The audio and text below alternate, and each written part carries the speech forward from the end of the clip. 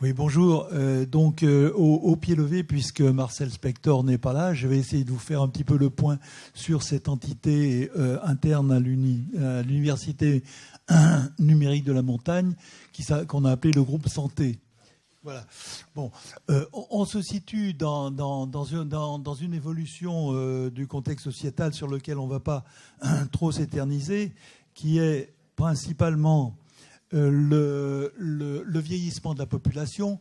La protection sociale n'avait pas prévu qu'il fallait financer le vieillissement de la population, et pour financer justement le maintien à domicile d'une personne âgée, c'est un parcours du combattant qui demande à être géré. Ensuite, on arrive à dégager une espèce de notion nouvelle que j'ai appelée la gériatrie appliquée à la vie courante. Ça, c'est mon intériorité de médecin généraliste qui m'a fait arriver à cette conclusion, qui est l'intermédiaire entre la pathologie gériatrique, les vieilles personnes malades, et puis la population qui, elle, est en parfaite santé. Les personnes âgées dans la vie courante sont des gens qui présentent une pathologie particulière. Le second poncif, c'est la désertification médicale. Et moi, je dis qu'elle est surtout paramédicale, parce qu'on arrive toujours à se débrouiller, à utiliser les compétences de médecin généraliste d'une manière ou d'une autre. Cette désertification médicale, elle est due à des trous dans les effectifs des professionnels. Ça veut dire que vous avez par exemple un kinésithérapeute qui, complètement saturé dans son activité, ne pourra pas se déplacer à domicile, ne pourra pas faire marcher une dame ou un monsieur qui voudrait rester chez lui, et on ne pourra pas le garder chez lui parce que on ne trouvera pas la personne qualifiée pour le faire fonctionner. Les réseaux de santé incomplets, c'est un petit peu la même chose, mais certaines régions ont des réseaux de santé parfaitement bien organisés, et puis, pouf, il manque à un moment une infirmière, et puis ça ne fonctionne plus. Et on ne peut plus garder les gens chez eux.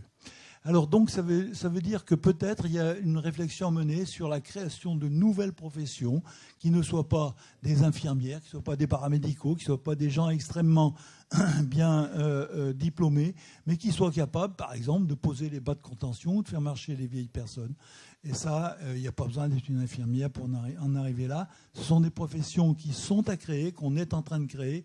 Les assistantes de vie sociale et les aides à domicile commencent à répondre à la demande, mais ce n'est pas complètement encore ça. Et surtout, les professions ne sont pas encore bien structurées. Le contexte technologique a évolué. On va passer également très vite là-dessus. Il a évolué. Et les télécommunications, on en a un peu parlé tout à l'heure, elles s'améliorent. Mais surtout, le passage à ce que j'ai appelé l'usualité des pratiques. C'est-à-dire que l'amélioration de la fiabilité et l'automatisation des outils qui bénéficient de cette amélioration des télécommunications, leur meilleure industrialisation, donc leur baisse de coûts, donc leur multiplication, et l'explosion des objets communicants tout ça aboutit à une ubérisation de la fonction médicale qui autrefois était confiée toujours à des gens qui étaient très diplômés. Et on en arrive à la validation de nouvelles pratiques professionnelles. Un exemple simplement, autrefois il fallait être une infirmière pour faire un électrocardiogramme. Et il y a quelques années, on a fait faire des électrocardiogrammes sur la piste par des pisteurs secouristes. Voilà. À noter dans tout ça l'acceptation tardive par les professionnels de santé de tous ces nouveaux moyens. Et quand je dis tardive, ça n'est qu'un doux euphémisme. Pour mettre en place nos projets médicaux, qui seront des projets, on espère, extrêmement variés, il faudra former des gens. C'est le principe Ah oui, bon. Le principe, je pense que c'est du Macintosh. Le principe, c'est que, bien sûr, on va s'adresser à des gens qui ont des difficultés d'acheminement. Ils sont isolés, il y a des conditions climatiques particulières, on en a déjà parlé, mais pas seulement. Les gens sous contrôle nous intéressent, c'est-à-dire pourquoi pas les gens incarcérés, pourquoi pas les gens en milieu psychiatrique, pourquoi pas les handicapés, qui peuvent représenter un réservoir de gens capables de se mettre à un moment donné de leur vie au service des autres. Les populations ciblées. Bon, les professionnels de santé, il n'est pas question de se substituer aux organismes de formation professionnelle de ces gens-là, mais il n'en reste pas moins qu'il leur manque, ils ont des trous dans leur formation. Les aidants et les professionnels, les aidants peuvent être professionnels ou bénévoles, et ces gens-là, il faut également les former. Les individus désirés d'entrer dans le secteur d'activité, et je vous renvoie aux gens sous contrôle, soit ils briguent un poste salarié, soit ils veulent créer un emploi, et on verra tout à l'heure qu'ils ont une importance dans notre programme de formation. Et puis bien sûr, le grand public, et on verra comment tout à l'heure. Alors les exemples de thèmes de projets de santé qu'on a listés pour l'instant, de manière non exhaustive, bien sûr. Alors, les formations professionnelles continues, on l'a dit tout à l'heure, ça n'est pas la formation des médecins, mais leur désisolement intellectuel. Et ça, c'est très important. Il faut que les médecins puissent communiquer dans les milieux isolés et à la montagne. Et les professions paramédicales, idem, c'est le même problème. La paupérisation intellectuelle de ces gens est intolérable. La gériatrie à la vie courante, je vous l'ai un peu décrite tout à l'heure, c'est tout bêtement la connaissance et la coordination des réseaux. Réseaux administratifs, réseaux de soins, réseaux d'aide, et c'est le projet référent santé qu'on a présenté la dernière fois, à la dernière réunion, pardon. La coordination des services à la personne est un peu moins médicale, mais il n'en reste pas moins que on est quand même dans le sujet. Et cette coordination, il faut qu'on l'organise. Et pour qu'on l'organise, il faut qu'elle soit connue, référencée et apprise. L'adaptation des professions, mais des professions paramédicales, qu'est-ce que c'est ? Les infirmières et les aides-soignantes, qui sont ces professions, et les kinésithérapeutes, etc., sont des gens qui, lorsqu'on s'adresse à une population à domicile, sont des libéraux la plupart du temps, et ils ont un mode de fonctionnement qui est très mal adapté au maintien à domicile.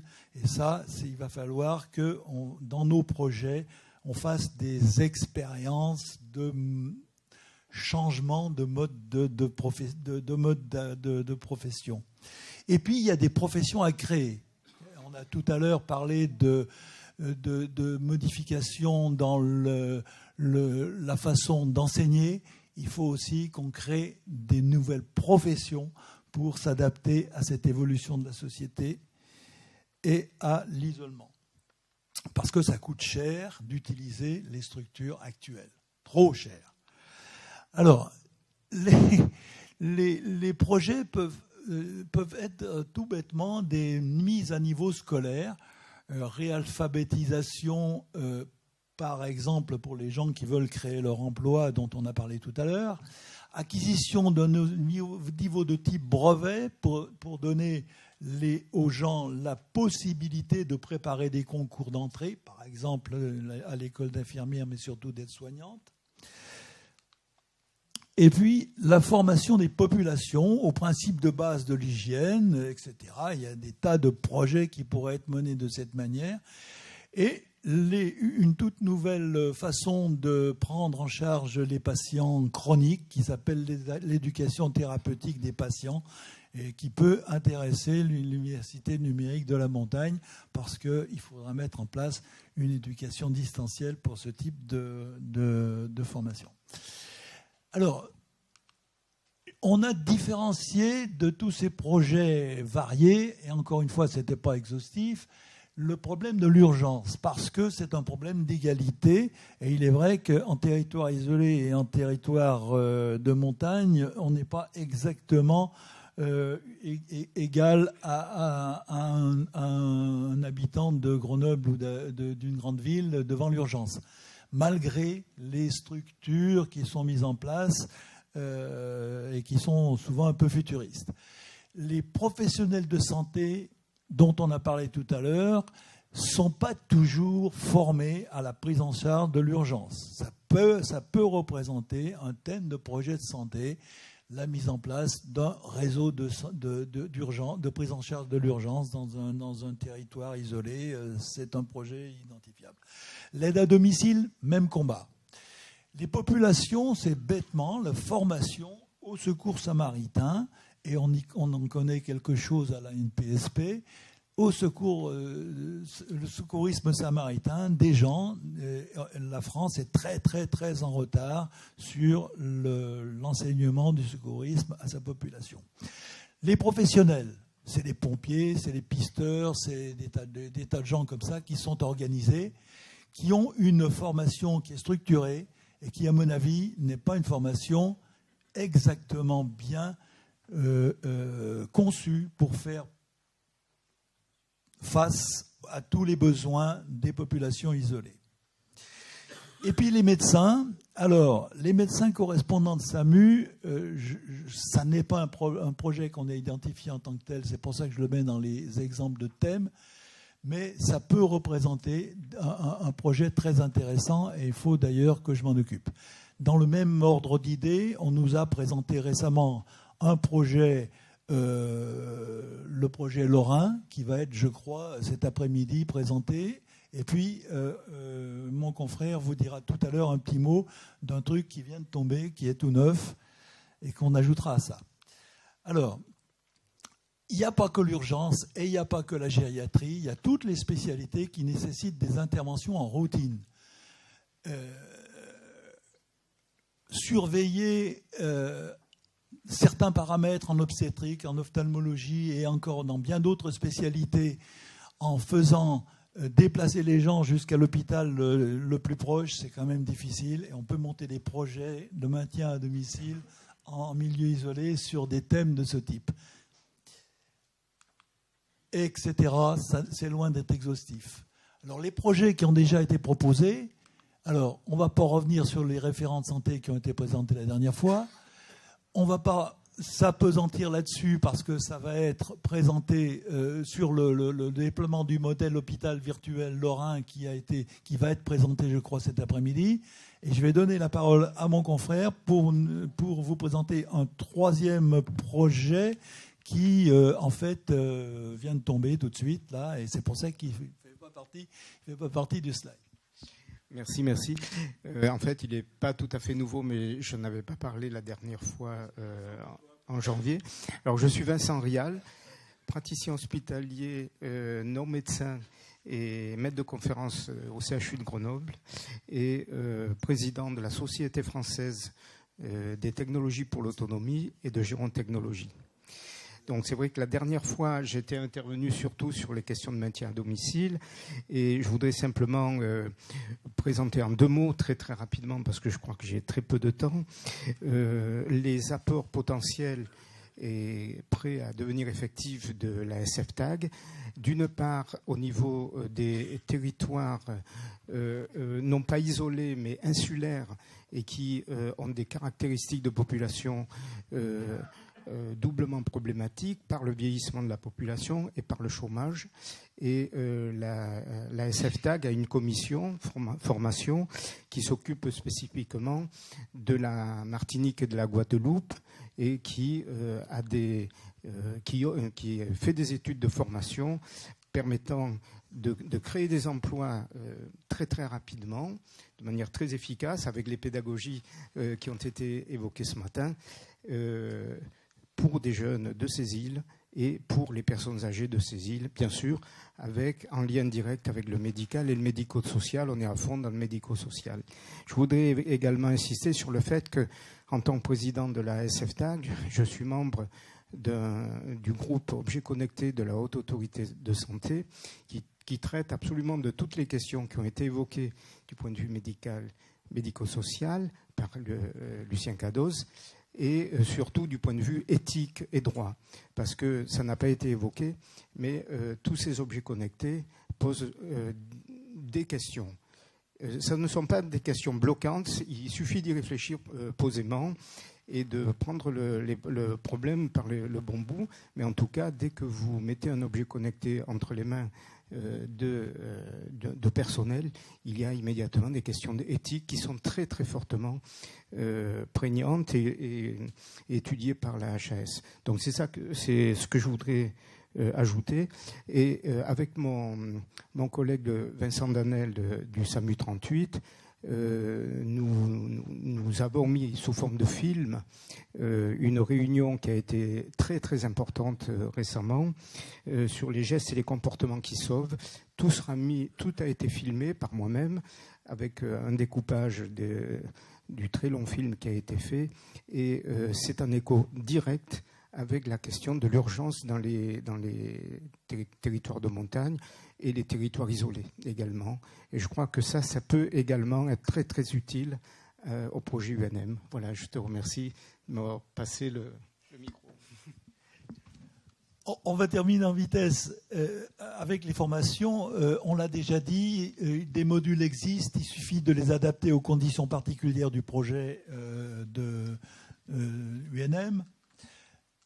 On ne va pas revenir sur ce qu'on a dit tout à l'heure, la mise à niveau scolaire, la préparation des concours, les préparations aux fonctions nouvelles qui sont à imaginer, elles. Et puis, il y a un truc qui me tient un peu à cœur, c'est la formation édulcorée, ce que j'ai appelé la formation édulcorée à l'informatique pour les anciens et les réfractaires. L'informatique, elle aussi, devrait être édulcorée pour être acceptée par tout le monde, à mon avis. Ensuite, les formations pourront être distancielles, autogérées ou contrôlées, mixtes, mais ce sur quoi on veut insister, c'est sur la nécessité du tutorat individuel sur ces formations qui a des métiers qui s'occupent des autres. Ensuite, la place de la formation dans les projets que nous souhaitons. Eh bien, ça peut être des projets de formation isolés, on l'a dit tout à l'heure, mais les formations peuvent être les formations du personnel intégrées dans des projets carrément de développement. Et on rejoint la présentation de Madame Mordant de tout à l'heure, puisque je voudrais vous présenter le comité d'expansion de Gap, Buech, Drac, Durance, donc avec qui elle a rendez-vous certainement tout à l'heure, et qui n'a pas pu venir ici. Et donc je vais essayer de vous montrer en vitesse 3 slides qui m'ont demandé de vous montrer. Ces gens s'occupent de projets de développement, dont beaucoup de projets de santé. Voilà. C'est une association de développement économique, donc avec 4 collèges. Les collectivités, c'est eux qui expriment en fait les vrais besoins. Le collège des entreprises, c'est celui qui renseigne sur les moyens. Et puis les syndicats d'employés et le collège de l'économie sociale et solidaire. Les employés, c'est la population. Et le collège de l'économie sociale et solidaire, c'est les sous. Ça me semble assez concret comme organisation. Voilà. Alors là, si vous lisez ce slide que je vais quand même pas vous commenter, simplement, vous voyez au milieu, ce qui les intéresse, ce sont des actions en mode projet, hein, que ce soit des expérimentations et des innovations, mais sur des expérimentations et innovations, c'est-à-dire c'est le mode projet, l'opérationnel qui les intéresse. Et si vous regardez la colonne de droite, c'est à peu près nos objectifs. Et puis, qu'est-ce qu'ils ont fait ? En une dizaine d'années, le projet LETI, c'est 6 expérimentations. il y a une dizaine d'années, les téléconsultations en orthopédie, en refuge, on faisait de la cardio avec eux en refuge, en station, tout ça, ça ne se faisait pas. Ils sont arrivés à mettre en place des projets qui fonctionnaient plus ou moins bien. Ça, c'est avec la NPSP qu'on avait fait ça, c'est-à-dire on faisait des électrocardiogrammes sur les pistes de ski avec l'outil de Paul Rubel, là.